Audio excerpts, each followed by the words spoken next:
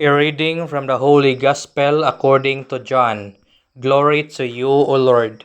Many of the Jews had come to Martha and Mary to comfort them about their brother Lazarus who had died. When Martha heard that Jesus was coming, she went to meet him, but Mary sat at home. Martha said to Jesus, "Lord, if you had been here, my brother would not have died. But even now, I know that whatever you ask of God, God will give you." Jesus said to her, "Your brother will rise."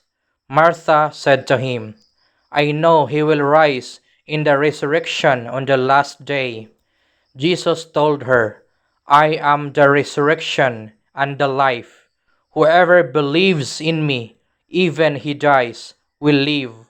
And everyone who lives and believes in me will never die. Do you believe this?" She said to him, "Yes, Lord, I have come to believe that you are the Christ, the Son of God, the one who is coming into the world." The Gospel of the Lord. Praise to you, O Lord Jesus Christ.